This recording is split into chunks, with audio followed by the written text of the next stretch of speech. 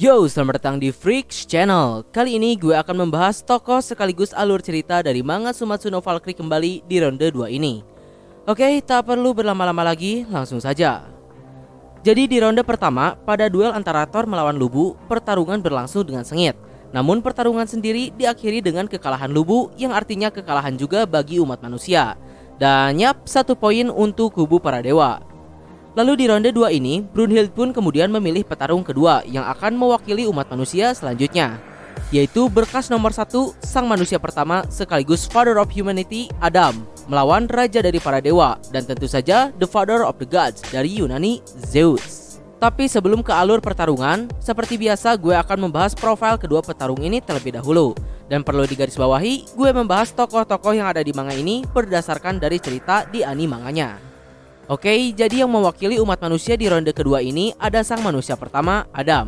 Untuk latar belakangnya bisa kalian baca sendiri, karena masa lalunya ini pada dasarnya tidak berbeda dari seperti apa yang kalian tahu.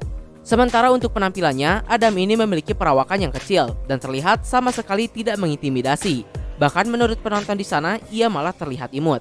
Sedangkan untuk kepribadiannya, Adam ini merupakan orang yang sangat santai. Ia tidak terlihat marah ataupun haus akan pertarungan. Malah Adam bertarung pun bukan karena bosan, benci, ataupun balas dendam, melainkan karena hanya semata-mata untuk melindungi manusia yang merupakan anak-anaknya.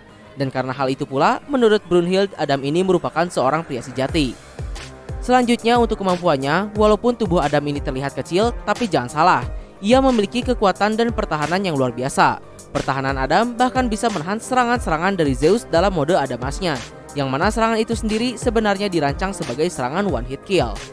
Ya, jadi bisa dibilang Adam ini memiliki kemampuan fisik yang sama seperti dewa itu sendiri dibandingkan dengan manusia. Bahkan saking kuat dan tak masuk akalnya, saat sudah mati pun tubuhnya masih bisa bertempur. Tapi terlepas dari kemampuan fisik, ia juga memiliki satu kemampuan yang sangat hebat. Bahkan Brunhild sendiri mengatakan kalau Adam dan kemampuannya ini adalah kartu as kubu manusia, yaitu kemampuannya yang bernama Eyes of the Lord. Jadi mata Adam ini dapat meniru semua gerakan musuhnya, baik itu kecepatan sampai kekuatan. Adam benar-benar dapat meniru setiap serangan musuhnya dengan sempurna. Bahkan pukulan Zeus yang sudah melampaui waktu pun masih dapat ditiru oleh Adam ini. Nah, lalu untuk senjatanya sendiri, Adam ini berpartner dengan Reginrave, Valkyrie nomor 8 dari 13 bersaudara. Reginrave sendiri memiliki bentuk Volun Knuckle bagi Adam yang berfungsi untuk memperkuat serangannya. Oke, lalu selanjutnya dari kubu dewa yang akan turun di ronde kedua ini adalah Zeus. Jika tadi Adam merupakan orang yang paling menyayangi manusia, kali ini lawannya adalah orang yang paling membenci manusia. Lalu terlepas dari itu, Zeus sendiri menduduki posisi chairman atau pemimpin dari semua dewa, setidaknya pada saat konferensi. Dan terkait dengan hal itu, Zeus menjadi pemimpin juga bukan semata-mata langsung terpilih. Jadi diceritakan dalam masa lalunya dahulu, ada sebuah pertarungan untuk menentukan siapa dewa terkuat, yaitu Titanomachy. Dan yap, Zeus pun memenangkan pertarungan tersebut melawan ayahnya sendiri, Kronos. Dan sejak saat itu, Zeus pun diakui sebagai dewa terkuat dan GFCO, Godfather of Cosmos. Berikutnya untuk penampilannya sendiri, pertama jangan bayangkan penampilan Zeus di God of War atau yang lainnya. Karena di manga ini, untuk penampilan Zeus daripada terlihat seperti dewa berusia ribuan tahun yang badass, Zeus di Sumatsu no Valkyrie ini justru memiliki penampilan seperti kakek-kakek kering kerontang yang tidak mati-mati walaupun sudah berusia ribuan tahun. Yap, Zeus di sini benar-benar memiliki penampilan seperti kakek-kakek. Tapi jangan salah, walaupun begitu, menurut gue untuk penampilan si Zeus ini masih memiliki sisi badass-nya sendiri. Dan walaupun begitu, Zeus sendiri masih memiliki 2 penampilan lagi yang akan gue bahas di bagian kemampuannya. Lalu sedangkan untuk kepribadiannya, di beberapa adegan walaupun perawakan Zeus ini seperti kakek-kakek yang sudah rapuh, tapi terkadang ia terlihat sangat mengintimidasi. Bahkan Shiva saja sebagai dewa penghancur dari India sempat terintimidasi oleh Zeus. Tapi terlepas dari itu, Zeus ini sebenarnya sangat tenang dan kalem. Namun jika ada sesuatu saja yang membuatnya senang atau bergairah, itu akan membuat emosinya meledak dan membuat Zeus yang asalnya penuh intimidasi menjadi somplak. Lalu berikutnya mengenai kemampuan dan kekuatannya. Yang pertama, untuk kekuatan fisik tak usah ditanyakan lagi, Zeus ini sangat kuat. Tapi terlepas dari itu, dalam mitologi aslinya, dewa Zeus ini identik dengan kekuatan petir. Namun di manga Sumatsu no Valkyrie ini tidak terlihat dan sepertinya memang Zeus di sini tidak bisa mengeluarkan ataupun mengendalikan kekuatan petir. Tapi walaupun tidak bisa mengeluarkan petir, kecepatan Zeus lah yang sebanding dengan petir itu sendiri. Yap, Zeus ini merupakan petarung jarak dekat dengan tinju sebagai senjatanya. Sementara kekuatannya sudah tak perlu diragukan lagi, kecepatan Zeus pun tak bisa diremehkan. Bahkan mungkin jika bukan Adam dan kemampuan matanya yang melawan Zeus, gue rasa tidak ada yang bisa menandingi kekuatannya. Karena menurut Geir sendiri, Zeus ini seharusnya merupakan last boss. Lalu terlepas dari tubuh kakek-kakeknya, sebenarnya ketika bertarung, Zeus ini memiliki dua mode. Ketika akan bertarung, Zeus akan masuk ke mode tempurnya. Di sini tubuh Zeus menjadi raksasa dengan otot-otot yang tak karuan dan tentu semakin mengintimidasi. Apalagi di hadapan Adam yang kecil, mengingatkan gue pada saat Escanor melawan Meliodas. Tapi walaupun dengan tubuh sebesar itu, kecepatan Zeus masih tetap seperti kilat. Lalu untuk mode keduanya, mode ini merupakan mode tempur ketika Zeus sudah serius. Di sini Zeus akan mengkompres tubuh dan otot-otot raksasanya menjadi lebih kurus, tapi tentu dengan kekuatan yang berkali-kali lipat dari bentuk raksasanya. Mode ini sendiri bernama Adamas, yang artinya tak terhancurkan. Lalu setiap serangan yang Zeus luncurkan dalam mode ini dirancang untuk membunuh makhluk apapun dalam sekali serang. Dan karena mode ini sendiri sangat kuat, Zeus hanya bisa bertahan 12 menit saja dalam mode Adamas ini. Lalu berikutnya, untuk teknik pamungkas Zeus sendiri bernama tinju yang melampaui waktu. Seperti namanya, karena saking cepatnya Zeus, bahkan ia dapat meluncurkan pukulan yang melampaui waktu itu sendiri. Lalu Zeus sendiri mendapatkan dan mempelajari teknik ini pada saat melawan Kronos di Titanomachy dahulu. Walaupun Zeus memenangkan pertarungan tersebut, tapi dagu Zeus hancur berkat serangan dari Kronos yang melampaui waktu. Dan karena serangan itu pula membuat Zeus terinspirasi untuk menciptakan teknik yang sama.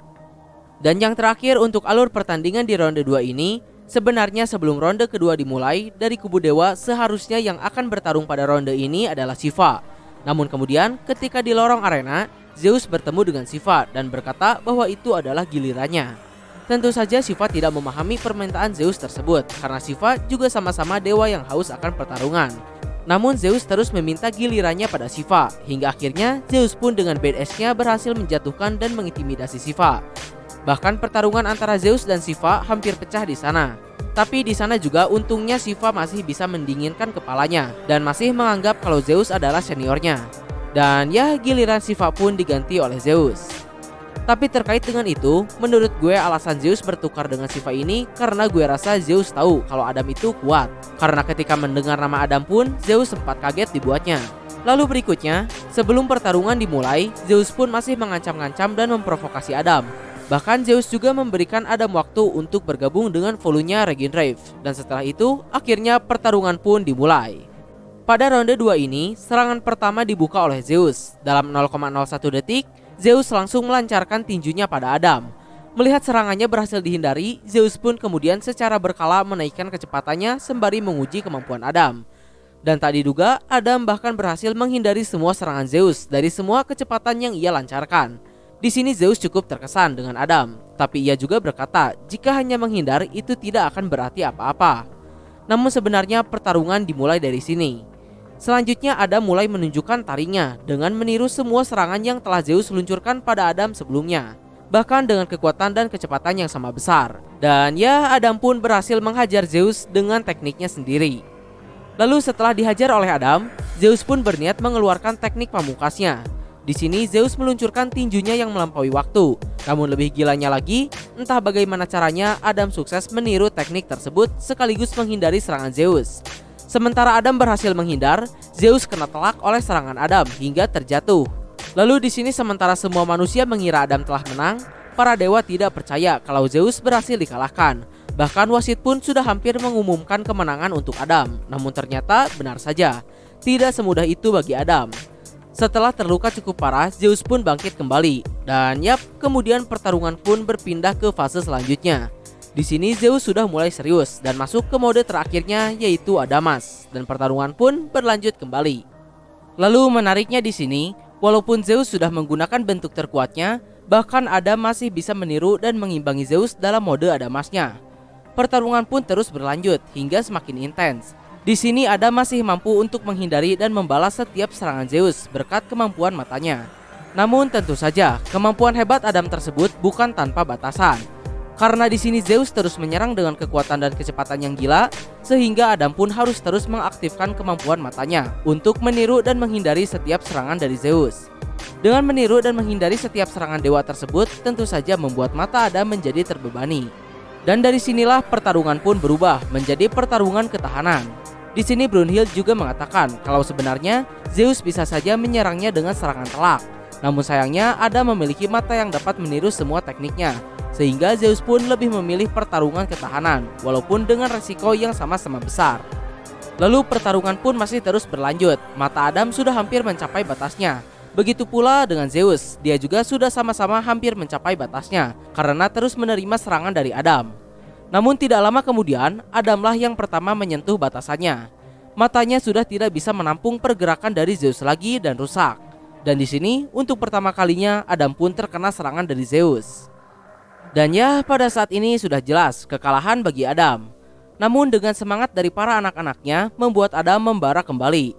Meskipun matanya telah rusak, pertarungan pun berjalan kembali dengan lebih intens lagi, hingga membuat semua penonton yang ada di sana pun terdiam tak berkata. Dan akhirnya Zeus pun terjatuh. Sementara Zeus terjatuh, Adam masih berdiri dan mengepalkan tinjunya. Apakah itu kemenangan untuk umat manusia? Namun sayangnya di sini sebenarnya Adamlah yang telah mati.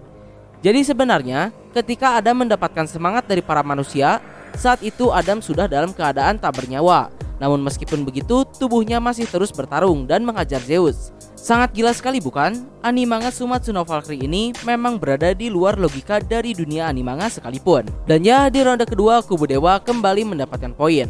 Namun walaupun kalah, Adam sendiri mendapatkan respect dari Zeus sebagai orang yang paling membenci manusia dan bisa dibilang salah satu yang terkuat di antara para dewa. Bahkan ia juga mengakui jika berbicara tentang tekad, ini adalah kemenangan Adam. Bahkan di sini Shiva yang awalnya akan bertarung dengan Adam pun juga merasa beruntung karena tidak jadi bertarung dengannya. Dan dari pertarungan ini juga para dewa pun sudah tidak meremehkan manusia lagi. Dan terlepas dari itu, pertarungan ini sendiri berlangsung selama 7 menit 13 detik. Di akhir pada epilog ronde 2 ini, kita juga kembali diperlihatkan dengan Geir yang merasa tidak terima karena kehilangan salah satu kakaknya lagi. Sementara Brunhild sang kakak pertama sedang stres karena kekalahan Adam yang merupakan kartu asnya, ditambah dengan Geir yang banyak bacot, semakin menambah pikirannya. Dan yap, tidak berhenti sampai di situ, Brunhild pun semakin dibuat pusing dengan lawan yang akan bertanding di ronde selanjutnya. Merupakan kelas berat kembali, yaitu kakak dari Zeus, sang dewa laut, Poseidon. Nah, mungkin kurang lebih itulah pembahasan dari Adam dan Zeus sekaligus alur cerita Sumatsu no Valkyrie ini. Mohon maaf untuk kesalahan dan kekurangannya. Like, share, subscribe kalau suka, komen, dan kritik dan saran. Terima kasih telah menonton. Ciao.